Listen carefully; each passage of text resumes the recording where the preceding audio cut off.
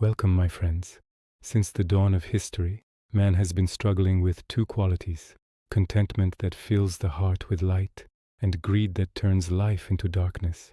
Our story today is not just a story about two brothers, but rather a mirror that reflects a conflict as old as time. We will travel with you to a time when forests hid unimaginable secrets, where good hearts meet miracles and greedy souls encounter disappointment. What will happen when fate decides to? He turns the scales around and puts gold in the hands of the poor, and a handful of wheat in the hands of the greedy. Let us begin. In an age of old, two brothers lived side by side, yet their lives were worlds apart.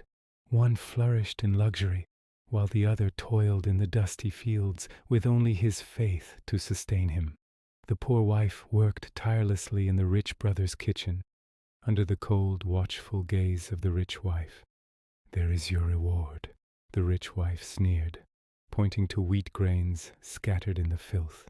Kneeling in the dirt, the poor wife gathered the grains, her tears falling upon the meager harvest. That evening, the family prayed together, seeking comfort in the stillness of their humble home.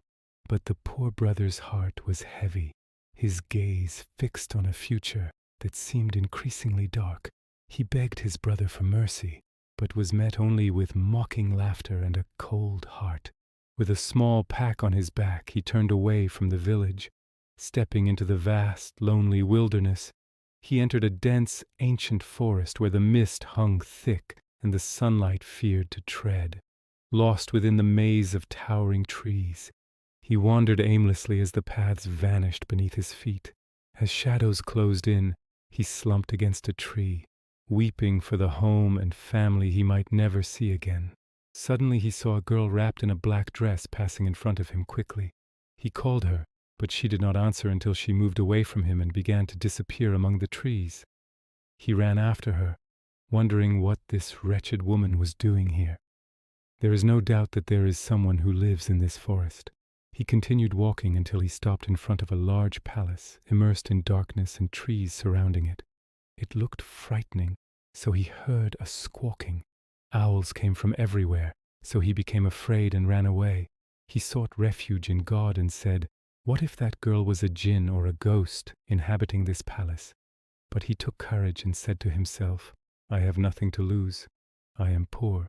If I die, perhaps my wife will marry another man who will spend on her and her children. She is beautiful." Then he took a stick of firewood and lit it. He advanced toward the palace. Then he pushed the door, and it opened wide. When he entered, he saw a spacious room filled with antiques. The last one was a burning fireplace with a boiling pot on it. He extinguished his torch, put back the firewood, and approached the pot. The smell of meat rose from it. Suddenly he heard a voice behind him saying, "It seems that you are so hungry that you did not care about the antiques." "Yes, and the precious, gilded paintings." The man trembled until he almost fell to the ground. When he turned around, he saw the girl he had seen in the forest smiling at him. She said to him, "Do not be afraid. My name is Sapphire, and I am not Kami." Then she said, "God Almighty, we eat together and I want you to tell me your story. I live most of the time alone, and rarely does anyone come here. Whoever comes tries to steal these precious antiques, and then I kill him, because these antiques have belonged to our family for hundreds of years, and my mother and I guard them. Now tell me what brought you to this desolate forest that does not have access to light." He felt reassured despite her frightening face. Then he told her about his big brother and how he married a rich woman, but she was mean. As for him, he married a beautiful and good-hearted woman, but she was poor. He told her that he and his wife were working for his brother. His brother made fun of him because he thought of love instead of money. He humiliated him until the day he decided to leave and arrived here. Then he suddenly stopped talking and felt his heart break with pain. When Yaquta asked him about it, he spoke with heavy sorrow. He said, "I remembered my children and their mother spending the night hungry, and I am here eating the best and most delicious food." Yaquta cried when she heard this story, then wiped her tears and said to him, "Listen, when you leave this room you will find a hallway. When you reach the fourth room you will find in it piles of silver. Take from it what you can carry." But she warned him, "Beware of opening the rest of the rooms and do not tell anyone what happened. If you leave, do not come back again." The poor man replied, "Okay, I will do it." Then he entered the hallway and looked right and left at the 4 beautifully decorated doors. When he extended his hand to open one of them, he remembered what Yaquta had said, so he refrained and walked to the 4th door. He opened it and stood in amazement at the piles of silver. He took a bag, filled it to half and carried it on his back. He went out from the hallway. When Yaquta saw him coming back with the silver, she smiled at his honesty and obedience. "Because you were not greedy, everything you carried was permissible for you. If you had filled the bag, you would not have been able to get away from the palace, and my mother would have found you and killed you." The poor brother said, "I have lived poor all my life, and what I dreamed of was not wealth, but to be satisfied with food for me, my wife, and my children." Yaquta said, "If you handle what you carried well, you will never know poverty anymore." Then she went with him to show him the way and continued walking with him until she suddenly stopped. She said to him, "Continue in this direction. You will find yourself outside the forest, but I will return to the palace before my mother returns." The poor brother went and did not know that that girl was a spirit who had lived in this palace for a long time with her mother, but she loved good people and would never harm him. While he was walking, he became tired, so he sat down to rest for a while. Then he continued on his way, not believing that he now had half a bag of silver. When the morning came, he went to the market and bought a donkey and some sheep. Then he bought food and rode off. He took his donkey and returned to his house. From afar he saw his children near the house gathering some herbs. When they saw him, they threw what was in their hands and ran towards him, shouting, "Our father has returned! Our father has returned!" When they reached him, they said, "We are hungry, father." He embraced them while crying and said to them, "You will eat and be satisfied, my children." Then he opened the door and called to his wife and said, "Woman, where are you? I brought you food. The grilled chicken is still hot, and the bread, peppers, and olives were waiting for us." When the wife heard his voice, she was happy at his return. Then everyone extended their hands and ate until they were satisfied. Then the boys said to their mother, "My father has returned with a flock of sheep, and they are there grazing near the house." The woman looked at her husband and was amazed. He said to her, "Let's prepare a cup of tea, and I will tell you about everything." After the man finished his story, his wife stood in front of the door and looked at the sheep and the donkey. Then she said, "What?" She liked the story, and what a strange story it was, but tell me, what do you intend to do? Her husband answered her, saying, "We will sell her wool and take her milk. Then we will make cheese and butter with it. I will go to the market to sell it every morning. As for the rest of the money, we will repair this house and buy her new furniture." The woman said in astonishment, "We were a few days ago without food for the day, and now we have what makes us happy and sufficient." Her husband said to her, "Yes, God provides for whomever he wills without reckoning." Then he said to her, "Do not go after today to work for my brother's wife. She is no better than you." As the days went by, the business of the man and his wife expanded, and the herd grew and included cows, sheep, and goats. After that, he bought the land next to them and planted it with wheat and barley. Their condition improved, and they turned the house into a palace. One day, the woman of the rich brother said to her husband, "Your brother does not come here any more, neither he nor his wife. Do you think they are fine?" He answered her, "The rich brother once said, 'I do not care about anything about him. My father always preferred him over me.'" In the end, the poor brother succeeded, while the older one had expected him to remain poor. The woman knew how bad her husband was, but she did not imagine him in that capacity. So she took 2 breads and some vegetables and went to her predecessor's house. When she saw the palace, she said to herself, "I must have made a mistake in the address."